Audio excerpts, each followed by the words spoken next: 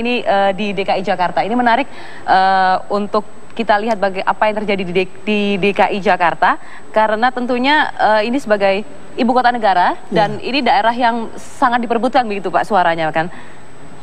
Kita akan lihat ini para capres sudah hadir begitu, kita akan lihat bagaimana perolehan suara mereka bisa di DKI Jakarta. Ya ini Mbak Dini, di Jakarta ini yang unggul tipis untuk Prabowo Hatta karena sebagian dari yang kita survei masih berpendapat. Kita bisa bergeser, maaf Pak, saya potong, kita bisa bergeser ke sedikit supaya lebih enak Pak. Kita menemukan banyak pendapat dari masyarakat bahwa Pak Jokowi karena baru 2 gubernur berharap untuk melanjutkan gubernur ketika ini, jadi warga Jakarta ada yang ada sedikit bergeser suaranya dari sebelumnya mendukung Pak Jokowi terus bergeser sedikit ke Pak Prabowo Hatta. Tapi ini sangat tipis ya Pak, 0,06 gitu. Iya, memang ini berimbang sekali gitu, karena kan tim sukses juga di kedua kubu ini sama-sama bagus, sama-sama kuat sehingga masyarakat lebih tersosialisasikan gitu. Hanya menang tipis karena Pak Prabowo dan Hatta dianggap yang mampu menangani persoalan Jakarta yang demikian rumit kan. Baik, maju sedikit Pak, supaya lebih enak dalam menjelaskan. Kita akan melangkah ke Jawa Barat untuk melihat bagaimana kekuatan kedua capres di sana. Nah iya, sebenarnya Jawa Barat ini yang kita prediksi sejak awal sebenarnya kubu pasangan nomor 1 lebih unggul, tapi ternyata di hari-hari terakhir mengalami perubahan yang signifikan sehingga capres nomor 2 ini Pak Jokowi dan Pak Hatta unggul 50,18 mengungguli Pak Prabowo Hatta. Dan memang sebenarnya pertarungan yang sebenarnya ini ada di Jawa Barat karena jumlahnya terbesar se-Indonesia kan gitu. Ada 23 kabupaten kota ini dan dengan penduduk. Baik Pak, supaya lebih enak dilihat di layar televisi Pak, bisa sedikit maju lagi Pak kita ke saya ingin tanya bagaimana kemudian karakteristik pemilih di Jawa Barat ini Pak. Iya, di Jawa Barat itu sebenarnya kan masih berharap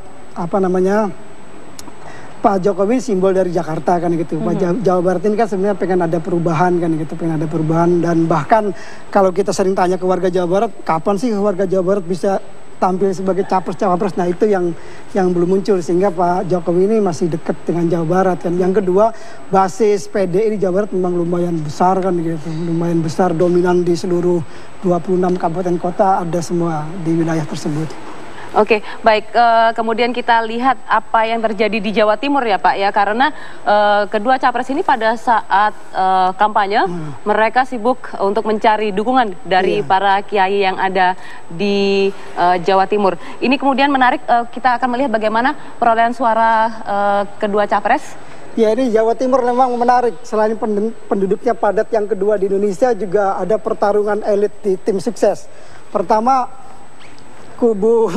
kubunya Pak Prabowo ini kan sudah memasang tim sukses yang memang orang nomor 1 di Jawa Timur kan, Pak Profesor Mahfud MD. Yang kedua juga peran Gubernur Jawa Timur sebagai tim sukses juga lumayan bisa mendongkrak banyak untuk suara untuk Prabowo.